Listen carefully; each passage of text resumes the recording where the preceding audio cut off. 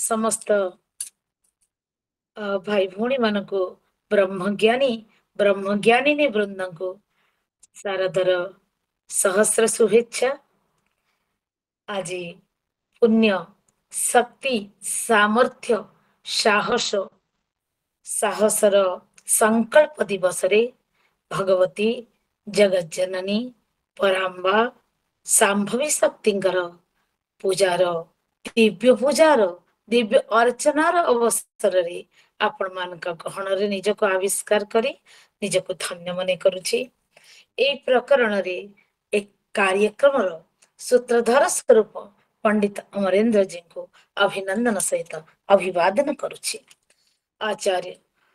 ईश्वर चंद्र सार को जे कि परम ज्ञानी अटंती तत्वज्ञ अटंती रसज्ञ अटंती ब्रह्मज्ञ अटंती तांक चरण रे नमस्कार करी आज कार्यक्रम को आरंभ करुछि। आज कार्यक्रम संचालिका मृदुला देवी बोधुए मृदुला जी अच्छंती। हाँ मृदुला देवी तांको नमस्कार करुछि। आज जो संगीत गान करुथिले माँ जगत जननी वंदना स्तुति गान करुथिले देवी बेबीनाथ जी तांको मध्य प्रणाम करुछि एवं बड़ा सुंदर मधुर कंठरे अनेक समय धरी आम मान को दिव्य संगीतर दिव्य स्तुतिर दिव्य स्तोत्रर मंजुल मूर्छना रे आनंदित करिसंती। बहुत धन्यवाद मैडम, बहुत धन्यवाद भौणी। आ समस्त को अभिनंदन अभिवादन करी प्रणाम पूर्वक श्री जगन्नाथ देव को स्मरण करी माँ जगत जननी दुर्गा चरण कमल रे समस्त सौख्य आनंद लोक परलोक संपूर्ति अभिलाष संपूर्ति कामना करी आज प्रकरण को आम अवतारण करुछे। आज पंडित अमरेंद्र जी से मुखरु आम श्रवण करुले आज आमूल स्थूल श्रवण करी शुंभ निशुंभंकर बध माँ जगत जननी विश्व पक्षरे विजय एवं समस्त देवादेवी गणकर भगवती सर्वशक्तिमयी को शक्ति दान लीला ये समस्त आम श्रवण करी बड़ा आनंदित होइछे। एवं ए अवसर रे आमे भगवत गीता जहाँ सामर्थ्य जहाँ साहसर जहाँ वैभवर जहाँ परमार्थर जहाँ लौकिक आचरण मूल निकंदन अटे तांको आमे श्रवण करबा। ए प्रकरण रे आमे सेदिन आलोचना करथिले मध्य महाअष्टमी एवं महानवमी रे भगवती देवींकर अर्चना रे समस्त ब्रह्मविद माने उपासनार दिव्य आनंद रे आनंद नेउथिबा बेले 2 दिन विराम थिले। से दिन प्रकरण आमर थिले भक्ति आमर मोर कहवा अनुसार जदिवा आपण मन को कोन लागि म जानिनी जे भगवती भक्ति भगवान कर अति प्रिय अटंती एवं भगवान कर भक्ति को संरक्षण करिवार माध्यम ज्ञान एवं वैराग्य महाप्रभु भक्तगणे वैराग्य प्रधान जहाँ देखि प्रीतहन कृष्ण भगवान तेणु वैराग्य वैराग्य माने तो ज्ञान गोटे रूप ना ज्ञान जदि स्वरूप टी आम देखा तार बाहर स्वरूप टी हूँ वैराग्य अतएव वैराग्य ज्ञान अति निकट एवं ज्ञान एवं कर्मयोग ज्ञान योग एवं कर्मयोग भक्तिर आत्यंतिक रक्षणाबेक्षण दायित्व नहीं। श्रीमद भागवत आम पाठ करे श्री भक्ति देवी दुईटी संतान जड़े होचंती ज्ञान एवं अन्य जड़े होचंती वैराग्य। ज्ञान वैराग्य उत्थान भक्ति जगत जननी भक्ति द्वारा केमती हुंती से सप्ताह पाठ करवा आमे जानू। तेणुकरी श्री भगवती भक्ति भगवान ऐकांतिक प्रिया होइथिबारु भगवान स्वरूप शक्ति होइथिबारु भगवान अभिन्न कलेवर होइथिबारु भगवान आत्यंतिक अभिन्न साकेत वैकुंठ इत्यादि धामर अविच्छिन्न अंग होइथिबारु आ समस्त लीला कृपा शक्तिर मूल कंद आधार स्वरूप होइथिबारु भक्ति देवी सर्वत्र सर्वदा सर्वजन पूज्य अटंती जे कि श्री क्षेत्र धाम रे भगवती विमला जी रूप रे आधार देवी रूप रे आधार स्वरूप रे जगत जननी प्रकट होइछंती। श्री जगन्नाथ से कृपा शक्ति भक्ति शक्ति योग माया शक्ति कांता शक्ति प्रियतमा शक्ति वैष्णवी शक्ति अटंती। से मां मान चरण रे आम समस्त आज सहस्र प्रणिपात निवेदन जगज्जननी स्वामिनी ग्रहण करंतु। आमर से प्रकरण थिले जस्ट टिके श्लोक आरंभ पढ़ीदेव। एवं सतत युक्ता जे भक्ता स्तंग परिउपासते ये चाप्यक्षरम अव्यक्तम ते संख्ये योग वित्तमा। बोली प्रश्न उत्तर हला मय्या वेश्य मनुएमं नित्य युक्ता उपासते श्रद्धया परयोपेता स्ते मे युक्ततमा मता। प्रश्न झटिति प्रश्न एवं संगे संगे उत्तर कौन सी उत्तर अन्य अवतारणा नहीं। सद्य निर्यास पूर्ण एवं सत्य सारभूत उत्तर मोठरे आसक्त हेउथिबा अव्यक्त अक्षर को उपासना करुथिबा साधक मानक ठारू व्यक्त अक्षर को उपासना करुथिबा साधक माने युक्ततम अटंती। यह सिद्धांतित उत्तर अटे जे श्रद्धारे परया कि पराभक्ति द्वारा उपेत पराभक्ति द्वारा युक्त अटंती से माने मोठारे युक्ततम। युक्त माने जे अनवरत लागी रही थांती जे भगवान को संस्पर्श रे आसी थांती जो मानको कि दिव्य धाम रे आमे सालोक्य सारूप्य सामीप्य साष्टी भक्त बोली कहू एवं ब्रह्मज्ञानी माने साजुज्य प्राप्त भक्त बोली कहती। साजुज्य प्राप्त भक्त तो भक्त ही रहे नहीं से निजे ब्रह्म ही जाए। वस्तुतः परमानंद आनंद कंद चिन्मय परब्रह्म जगन्नाथंकर अवयवरे अवयवी शरीर रे अवयव रूप रे मिसी जिबा अत्यंतिक भावे मिसी जिबा जल रे जल मिसिबा परी आलोक कणिका रे आलोक कणिका मिसिबा परी मिसी जिबा लवण खणी रे लवण मिसी जिबा परी ब्रह्म साजुज्य आकांक्षी भक्तगण भगवान कर दिव्य चिन्मात्र अखिल आनंद कंद सिंधु स्वरूप निजको साजुज्य साजुज्य माने युक्त हो जिबा स्वरूप रे आकांक्षा करिथांती एवं ताहा लाभ करिथांती। यह आत्यंतिक फलप्रद वस्तु जहाठारु जहाको पनि न स पुनरावर्तते न स पुनरावर्तते। ए श्रुति वाक्य द्वारा श्रुति भगवती बारंबार निजर मत अभिव्यक्त करंती जे ए साजुज्य मुक्ति रो आउ भक्त फेरे नहीं आउ द्वितीय अभिनिवेश स्वरूप संसार घोर अरण्य रे संसार घोर दावाग्नि रे संसार घोर समुद्र रे संसार घोर अरण्य रे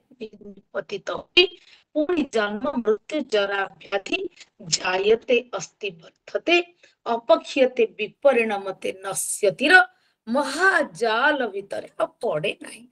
माछ जेमती पड़ी जाए तार जाल भितर पड़े नहीं।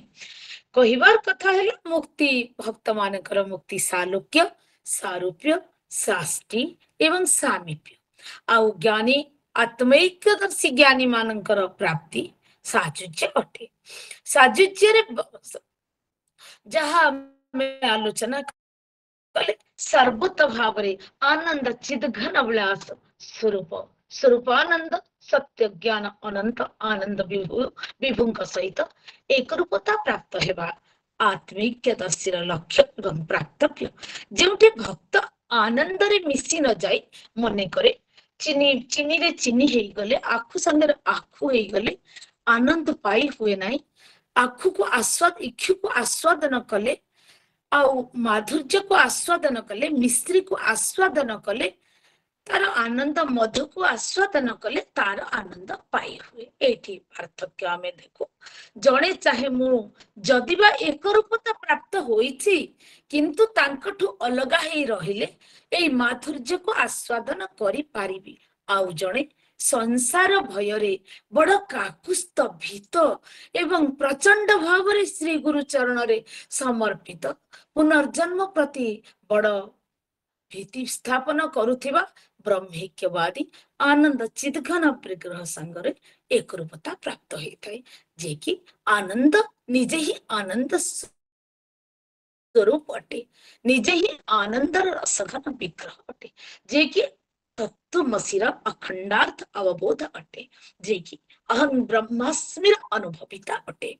किंतु भक्त माने से आनंद को अनुभव करते टिके पार्थक्य रे जेमती इक्षु को आहरण कले आस्वादन कले इक्षुर आनंद को इक्षु ग्रहिता ग्रहण करे एवं छाड़ी पारे नहीं। विहातु मिच्छन्न रसग्रहो यथा रसग्रह व्यक्ति आउ थरे पुणी से रस को त्याग करने चाहे ना से कहुए एत रस को बंधु तुम रस भितर तुमको गोटे रस करदे रस स्वरूप करदे से मस्त मस्त मकार करे कहे से ब्रह्म साजुज्य प्राप्ति रे ब्रह्म स्वरूप जो आनंद नहीं तार अनंत कोटि गुण आनंद ए आस्वादन रे स्वरूप शक्ति भाव रे विद्यमान होई ए आनंद आस्वादन रो सुख लाभ करि पारुछि। पद्मर आत्यंतिक गंध को भ्रमर तो आहरण करे ना भ्रमर ही जाने ना पद्मगंध आकर्षण रो मधुमादकता केते भक्त भ्रमर तो जाने ना श्री कृष्ण मुख श्री कृष्ण पद्म गंध आकर्षण केते विलक्षण अटे जगन्नाथंकर अलौकिक भक्त तो बुझे ना जगन्नाथ केते आनंद निलय अनंत कोटि सिंधु ठारु मध्य विशाल जहांकर कारुण्य वात्सल्य पारांगनिधि जे अटंती तांकर स्वरूप किंती क्या भक्त तो जाने ना सेति बेले तो आउ उपनिषद रे जो वाक्य कहा जायछि जे अवांग मानस गोचर बोली जहां को कहाछि जे सूत्रेण न शुणोति जेन श्रोत्रमिदं श्रुतम इत्यादि जत प्राणेन न प्रणीति जेन प्राणमिदं प्रथम इत्यादि इत्यादि मंत्र जहां को कहाछि यह तो साधारण ज्ञानी जन उत्कृष्ट स्तर रे अवतरण करिथिबा श्रुति स्मृति मानकर कथा ना नित्य निरंतर भगवान कर स्वरूप शक्ति संपन्न धाम रे विचरण करुथिबा अवगाहन करुथिबा ओ मज्जित निमज्जित हेउथिबा आनंदर सिंधु रे भक्त से तो भगवान कर स्वरूप को अतिशायित भाव रे बुझी थाए ना तेणु बुझी पारेनी बोली कहिबार प्रश्न उठु नाही। भक्त भगवान चिंती भक्त को आमूल चूल जानी थांती तांकर नित्य सेवी निहितुक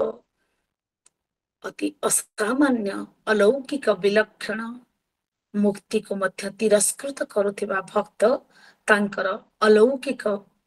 स्वरूप को तो बुझी थाए ना एणु एठी पई तो भगवान श्री गीता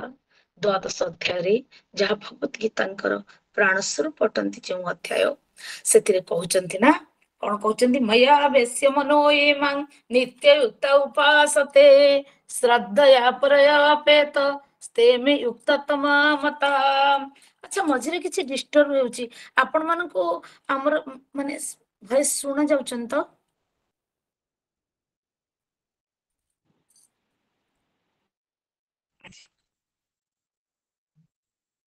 आज्ञा से कहते भगवान का स्वरूप कहले अक्षर ब्रह्म जे कि पर ब्रह्म जे कि नित्य शुद्ध ब्रह्म जे कि आप्य नुहे प्राप्य नुहे संस्कार नुहे विकार नुहे मानस क्रिया जो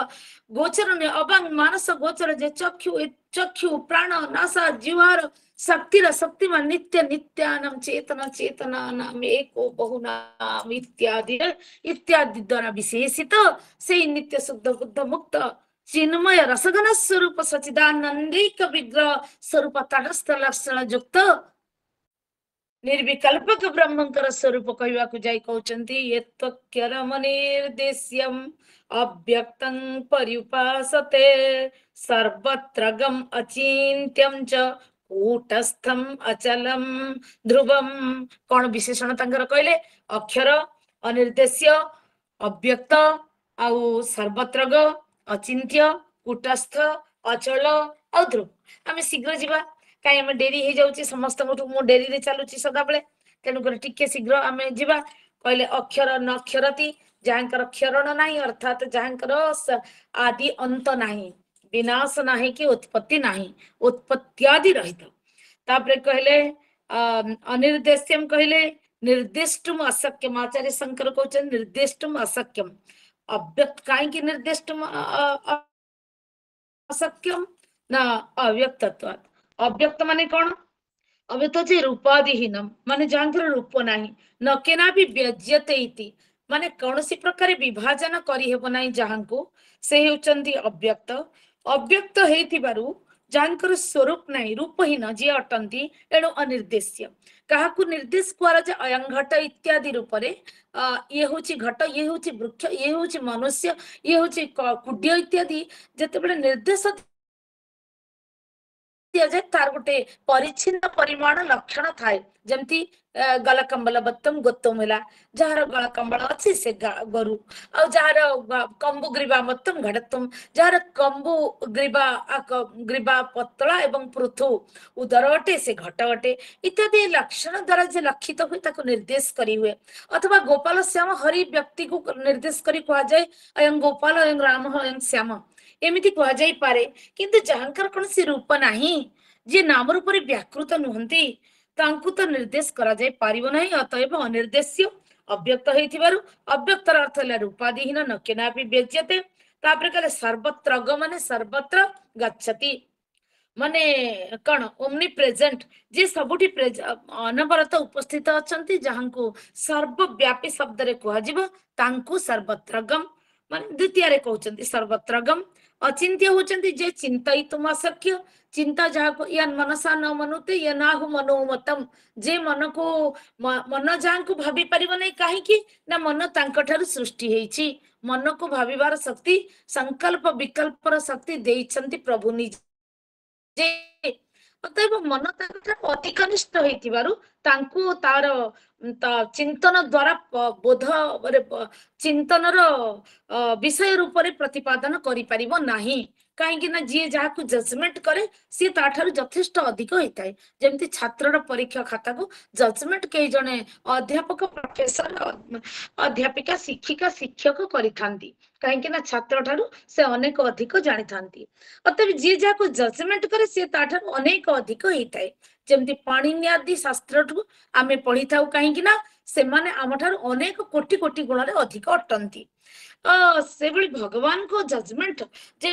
परमात्मा परमेश्वर को निर्णय करिबा पाई क्षमता मनर नाही जेहेतु मन तांको ठारु अनेक कनिष्ठ अटे। अतएव अचिंत्य से अटंती अचिंतनीय अव्यक्त हेतिबारु अचिंत्य रूप रूप विषय रे मन जेतेबेले चिंता करिवो रूप एवं शब्दार्थ विषय रे चिंता करि पारिबो। तांकर से कोनसी शब्द रे सीमित नुहंती कौनसी अर्थ रे से कौनसी स्वतंत्र अर्थ रूप से प्रकट नुहंती। अतएव अचिंत्य अटंती अव्यक्त हेतिबारु रूपादिहीन हेतिबारु स्वाभाविक भाव रे अचिंत्य अटंती। तापरे कहले कुटस्थ माने कुटे तिष्ठति कुटे माने गृहे माने माया प्रपंच रे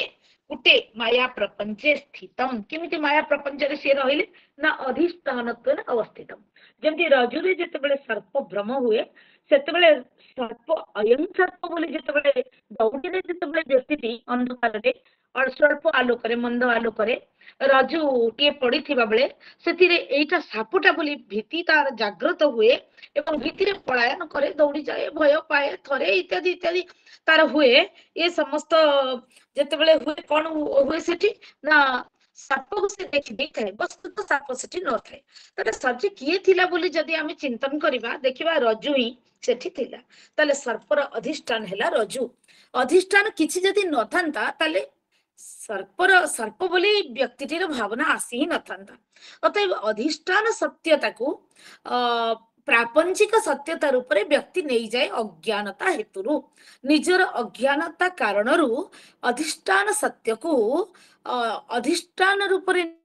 न बुझी प्रपंच रूप रे अन्य गोटे रूप रे अध्यास रूप रे आरोप रूप रे बुझी जाए। जेमती ब्रह्म ही जगत रे सर्ववेद्य वस्तु रूप रे सर्वाधार रूप रे सर्वं खलु इदं ब्रह्म इत्यादि स्वरूप रे चराचर रूप रे व्यापक रूप रे सर्वत्र प्रकट अछंती। ठीक सेमती सिंधुर विशाल जल राशि जबरे बिंदु रूप रे भी सेही जल सिंधु रूप रे भी सेही जल से भली बिंदु रूप रे व्यष्टि समष्टि रूप रे चराचर रूप रे स्थावर जंगम रूप रे विद्यमान थिबा समस्त ब्रह्म सत्ता को व्यक्ति अज्ञानतावशत अन्य अन्य अन्य वस्तु रूप में इतरम इतरम पश्यति अन्य अन्य रूप में देखे अमुक ए मोर देह अटे ये मोर पिता ए माता इत्यादि इत्यादि इत्यादि अनेक कथा बुझे बुझे आरंभ तार मूला मूला अज्ञान होची शरीर रे जेतेबेले तार आत्मज्ञान आत्मा अनात्मार भेद बुद्धि न रहिला सेतेबेले शरीर अनात्मा को जो आत्मा बुझीगला आत्मा को अनात्मा बुझीगला एठू तार मूल अज्ञान आरंभ हो तुला ज्ञान रे परिणत हुई अवशेष विशाल प्रपंचता चक्षु समक्ष सृष्टि गला क्रमशः जेतेबेले श्री गुरु कृपा प्रसाद रे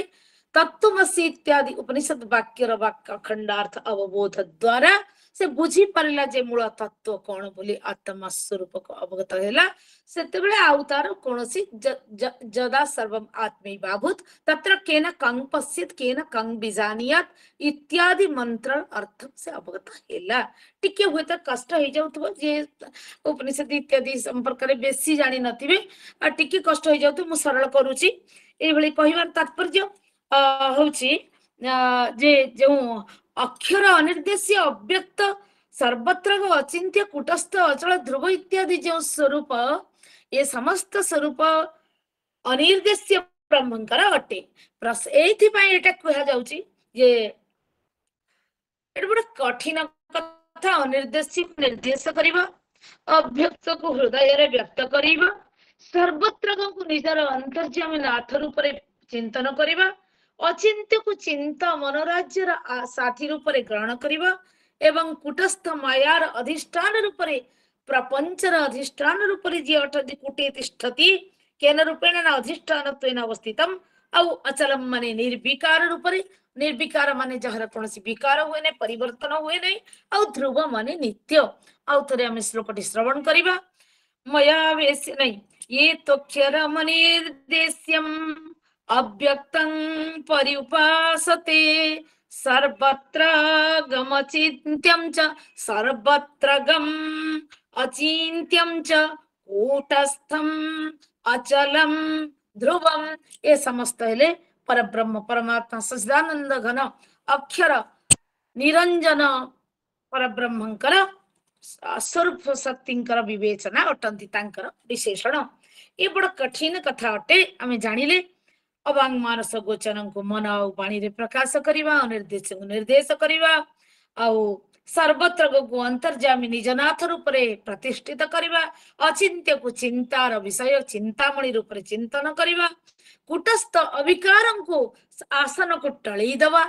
निजर भाव और भक्ति रे टळी देवा परम ध्रुवं को निजर परम बंधु रूप रे आविष्कार करिवा एनु करी कठिन एटी जो कहले एमिति यानको पाई परिबा तार परवर्ती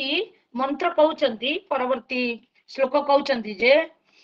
ये तोक्षरम निर्देश्यम अव्यक्तं परिपासते सर्वत्र गम चिंत्यम च कूटस्थम अचलम ध्रुवम प्रकरण टीका आचार्यंकर टीका पाठ करिया शंकराचार्यंक जी कर लेखचे ये तु अक्षरम अनिर्देश्यम अव्यक्तत्वात् अशब्द गोचरमिति निर्देष्टुम अशब्द गोचरमिति शब्द रे तांको कहि हेबो नाही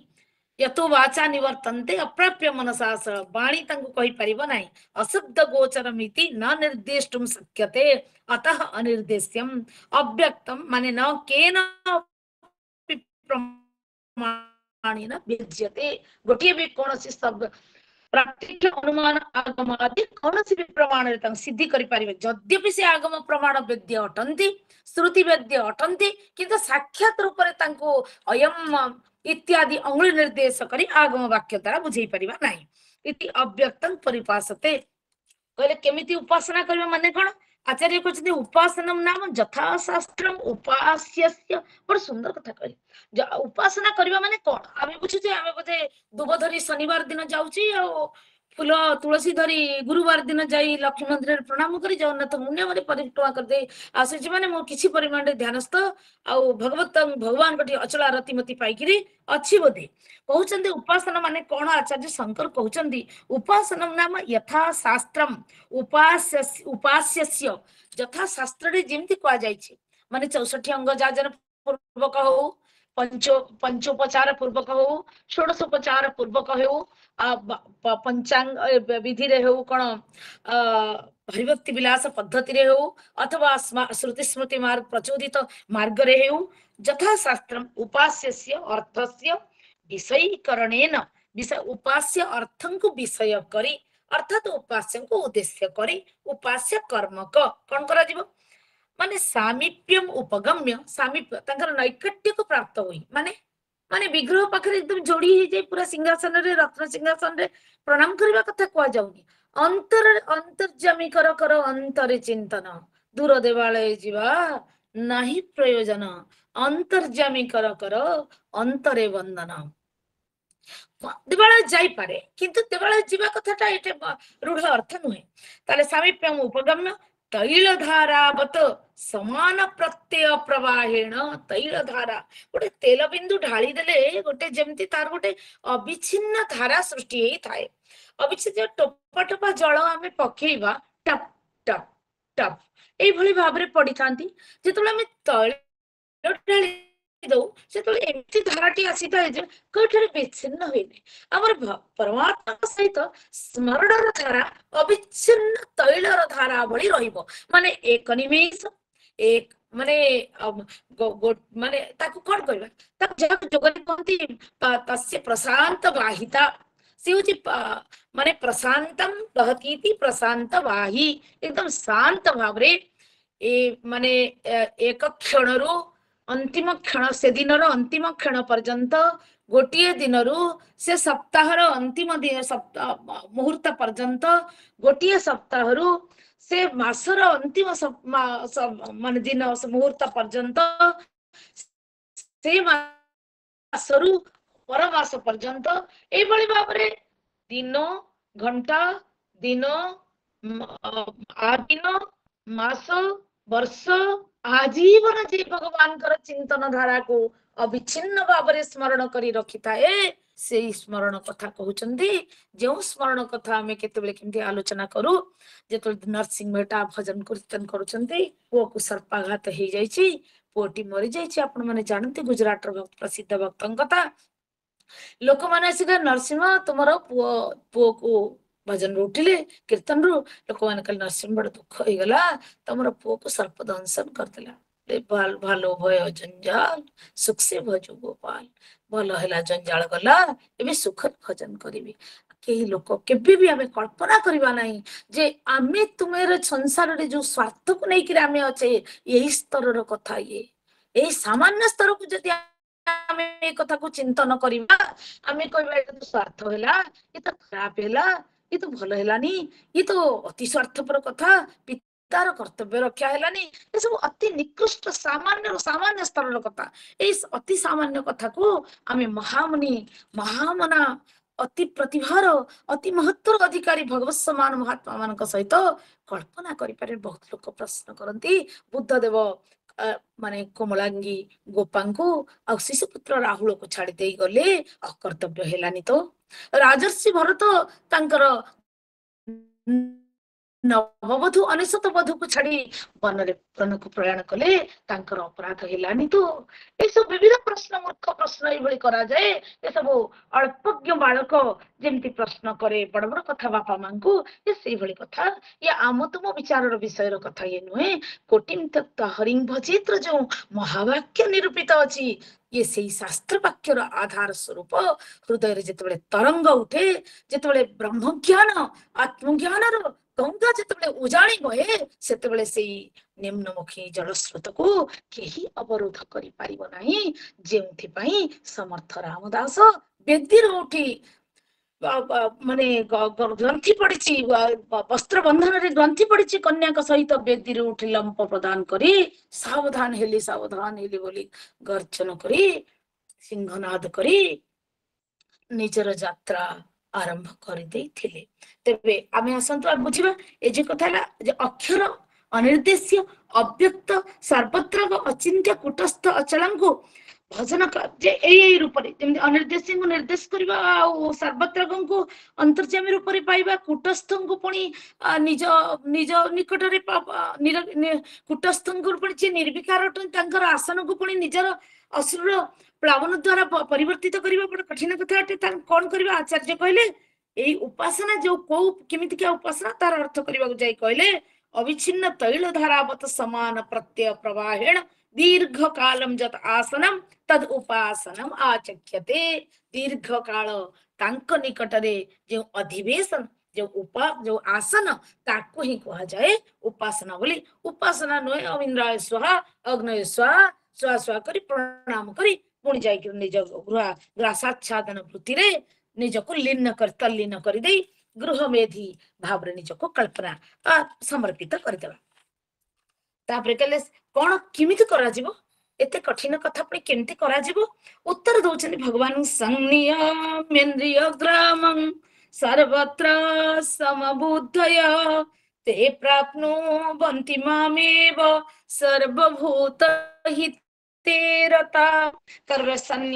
संनियम्य नियमन करी इंद्रिय ग्राम को इंद्रिय समूह को आचार्य कहते संनियम्य माने सम्यक नियम्य संहृत्य इंद्रिय ग्राम इंद्रिय समुदाय सर्वस्मिन् काले समबुद्धय समातुल्या बुद्धि जेसाम इष्ट अनिष्ट प्राप्त इष्ट अनिष्ट प्राप्ति रे जार समान वृद्धि न दृष्टि कुशलम कर्म कुशले नानुसज्जते इत्यादि जे सुख दुख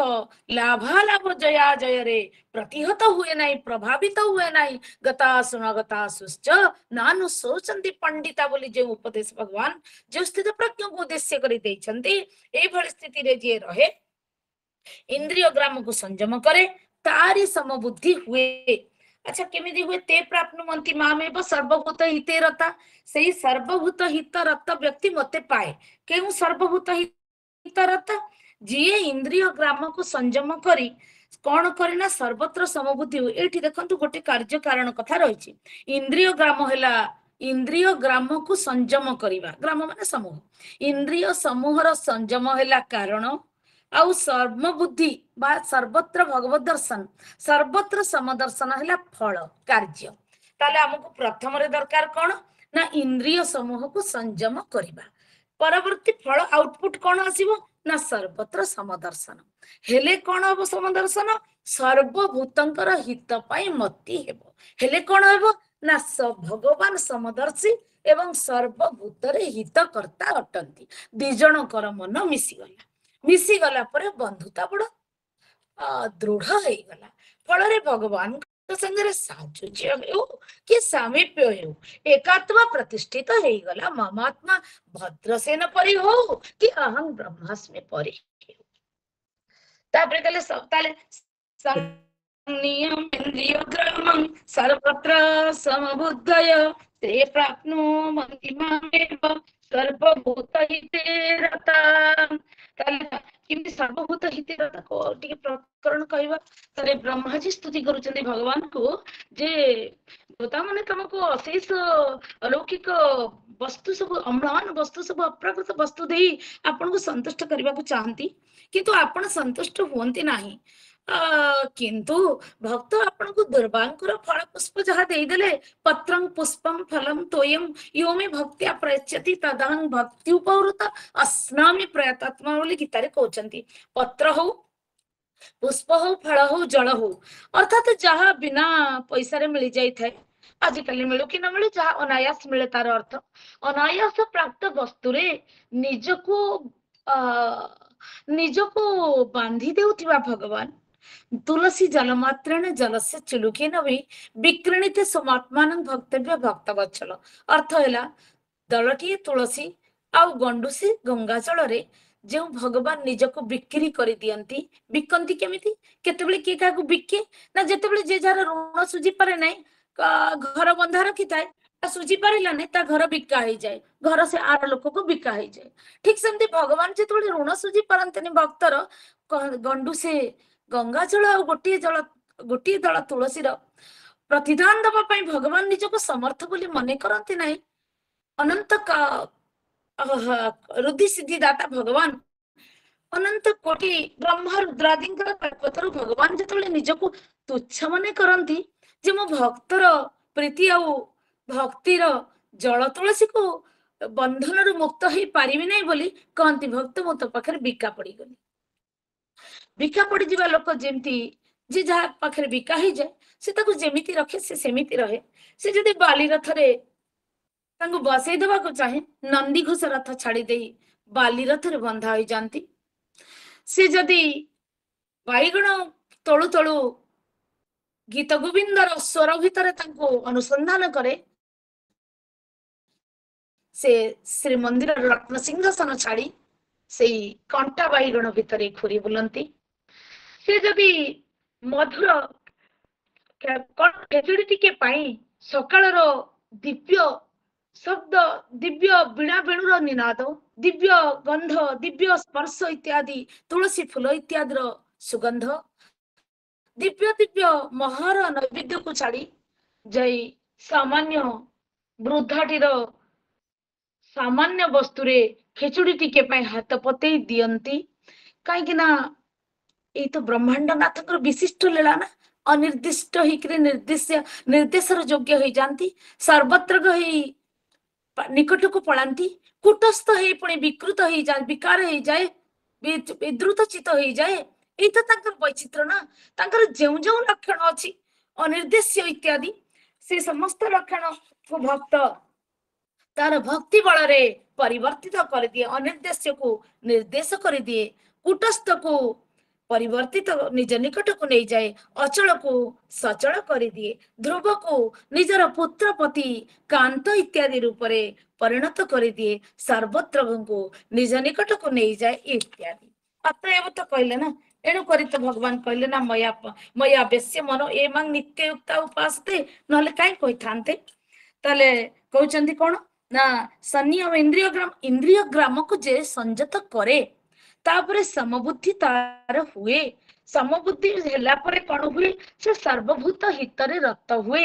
एबे कोन हुए भगवान ता सहित एकात्मा ही जानती ये समदर्शी से समदर्शी ये बुद्धि स्थिर तांकर बुद्धि स्थिर ये अनवरत भूत हितकारी भक्त मध्य अनवरत भूत हितकारी ये मध्य अनुकंपा शिरोमणि सी मध्य ताहाई अतएव बंधुता गोटे बनीगला कहउचंती ब्रह्मा बड़ा अति सुंदर दिव्य मंत्र कहउचंती नाति प्रसीदति तथोपचितोपचारी राराधितो सुरगणे हृदि बद्ध कामे सर्वभूत दयया सदलभ्य एक नाना जने सवहित सुहृदंतरात्मा कहउचंती नाति प्रसीदति हे भगवान न अति प्रसिद्धति भगवान न अति प्रसिद्धति आपण अति संतुष्ट हुअन्ति नाही नाति प्रसिद्ध तथा उपचित उपचारी उपचित देवता मानकर उपचित उपचार द्वारा आपण बहुत प्रसन्न हुअन्ति नाही काहेकि हृदयबद्ध कामी हृदय रे बद्ध काम ही देवता माने अछंती हमर इंद्र पद दरकार हमर अमुख पद दरकार हमर स्वर्गरे मिलुथिबा समस्त सुख संपत्ति सौभाग्य अनिर्दिष्ट काल पई अनादि काल पई हमको प्राप्त हेबा दरकार इत्यादि कामना द्वारा बद्ध होइथिबा हृदय रे अत्यंत महान अम्लान अप्राकृत उपचित उपचार द्वारा तुमको पूजा करा गले भी तमे तो संतुष्ट हो नहीं नाति प्रसीदति तथा तथा उपचित उपचारी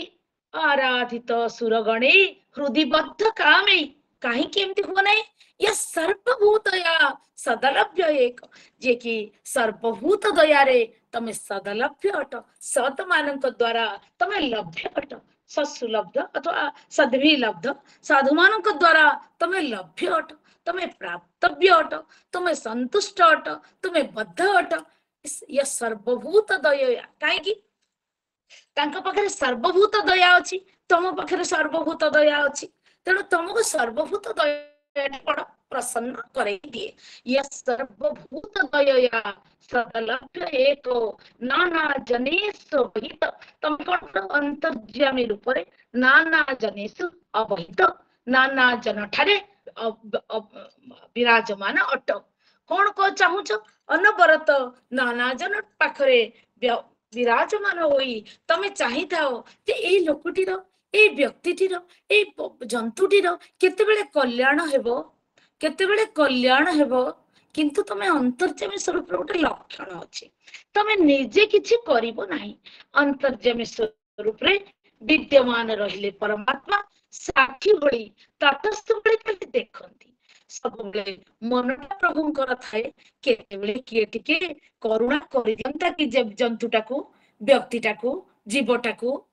ताले किए टिके करुणा करदेले अंतर्जामी भितर थाई ओम ओम बोली कहदेवे ठीक अच्छे ठीक अच्छे ठीक अच्छे सेतिके बेले दयालु अति दयालु परम कृपालु साधुगण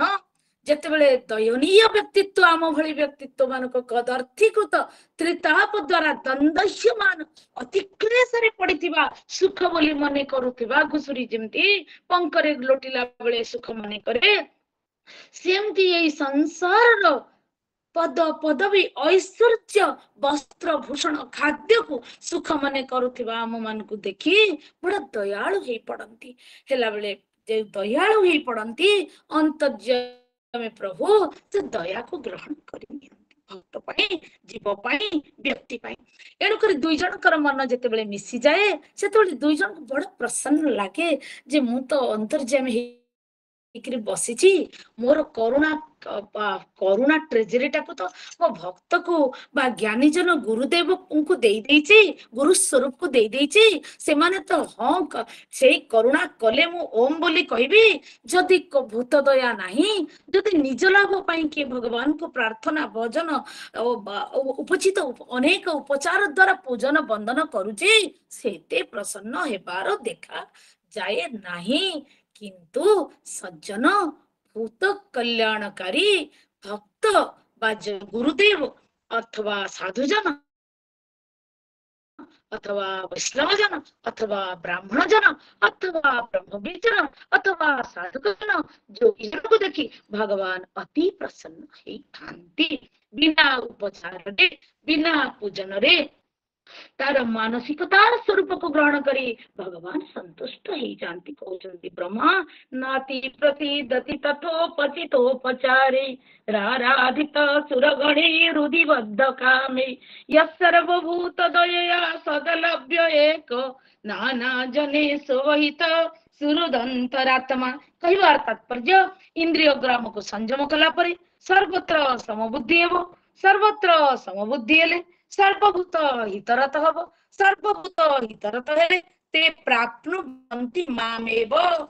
ताले ये कहा पई कहले ना जे अव्यक्त अक्षर अनिर्देश्य अव्यक्त सर्वत्र कूटस्थ अचल ध्रुवं को भजना करबा को निराकार स्वरूप को चाहे सहज मार्ग के कहिदेले आमे शीघ्र समाप्ति को जीवा आज मध्य कम हो गले आमे पुणी आउथरे आलोचना करिया तेबे ताले सहज मार्गटा कोन भक्त पालन करूची जहा द्वारा मया दस्य मनो एम नित्य उक्ता उपासते से कथाटा टिके को ताले क्लेश देक स्तरस्तेसा अव्यक्त सक्त चेतसा अधिक क्लेश तांकर जे अव्यक्त आसक्त चित्त अटंती अव्यक्ता ही गतिर दुखम अव्यक्ता गति हेला दुख देह बदभी देहवान मानक पई अव्यक्त गति कि अव्यक्त प्राप्ति हेला बड़ा दुख अरे दुख कौन माने संसार दुख कथा कहूना साधक भगवत प्राप्ति बड़ा कष्ट ताठर अधिक तर कहले ना अधिक तर माने दीटा भितर जतबे तुलना करा जाए तर प्रत्यय हुए कहले क्लेश अधिक भगवत प्राप्ति ब्रह्म प्राप्ति परमात्मा प्राप्ति ये तो बड़ा कठिन कथा ना पर आंची खानी व्यथन स्वयं इंद्रिय स्वाभाविक भाव रे पदा को पळै जीवा को चाहू छे शब्द स्पर्श रूप रस गंध विषय श्रोत्र चक्षु घ्राण रसनत्व अनवरत चली विपरीत दिगर टाणिक प्रयोग करवाटा बड़ा कठिन कथा जिते इंद्रिय ग्राम को संयम कर सब इंद्रिय ओलटा दिग को भिड़ी गोटे दिगरे ब्रह्म ज्ञान स्वरूप लगे पारे तो सर्वभूत हितरत हम समबुद्धि हम तापर सर्वभूत हितरत हम तेणुक क्लेश अधिक स्तर अव्यक्ता सप्त चेतसा अव्यक्ता ही गति दुखम देह अवाप्यते देहवान मान द्वारा अव्यक्त गति बड़ दुख अटे आम टिके आलोचना देह एटा कहीं दुखद अटे ना कहते जहाँ स्वाभाविक गति जहाँ अटे ताकू रोध करने बड़ा कठिन गोटे गोटे प्रकरण कहूँ यद पंकज पला पृथु कहते तांकर शिष्य मान प्रजा मान जो भगवान चरण कमल पत्र चरण कमल जो पाखुड़ा से पाखुड़ा को आश्रय करी से चरण कमल पत्र नखमणि विराजित होता मणि सदृश तांकर जो अलौकिक नखमणि राजी तार जो चंद्रिका आलोक श्री चंद्रिकार धौत होती जो माने अज्ञान अंधकार से अज्ञान अंधकार धौत विद्रुत है कौन हम आलोक जो गोटे गंठी पड़ जाए गोटे जिनस खोली हो आलोक लाइट एंड कहवा जन आलोक आनी आम अनायास खोलीदेवा से भगवान नखचंद्र मणि द्वारा आलोकित होता बुद्धि जो माने ग्रंथि निष्कंदन कर स्वाभाविक भाव इंद्रियर गति को रोध करना शब्द को जबरदस्ती आनिकी उल्टा दिगरे प्रवाहित करना से भक्त माने जो शब्द शुणापी तरसिक रोचे कान सुंदर शुणब बोली से भगवान दिव्य गुण कीर्ति की शुणवा द्वारा सहस्र गुण अधिक आनंद से कर्ण पाउछि जो चक्षु रूप टिके गोलापर रूप टिके देखापी बड़ा चकित हो चाहूँगी पद्म मधुसूदन दिव्य पद्म दिव्य अलौकिक पद्म सदृश मुख नलिन को जी मुख पद्म अधर पद्म चक्षु पद्म नाभि पद्म इत्यादि द्वारा संयुक्त करोचे चक्षु जार तांकर दिव्य विग्रह श्री जगन्नाथ प्रभृति विग्रह द्वारा संश्लिष्ट संयुक्त होची ए भाव रे चक्षुर मध्य गति को रोध करने को पड़ू नहीं से दिगरे ताको अधिक शतकोटी गुण अधिका दिया जाउची फल रे तार जो सौंदर्य पिपासा नष्ट करने दरकार पड़ू नहीं प्रतिरोध करने दरकार पड़ू नहीं अपरंतु अधिक अधिक पाई से आनंदित होउची से भाव आज तो समय नहीं पर आलोचना करबा ई संपर्क रे इंद्रिय मान को स्वतःस्फूर्त इंद्रिय मान को जबरदस्त बंद न करी तांको जदि भगवान कर दिव्य स्पर्श दिव्य गंध दिव्य सौकर्य दिव्य सौसर्य इत्यादि द्वारा संयुक्त करा जाए तेबे अनायास रे संसार ग्रंथि नष्ट होई भगवत चरणारविंद प्राप्ति पूर्वक संसार बंधन नष्ट हुए एवं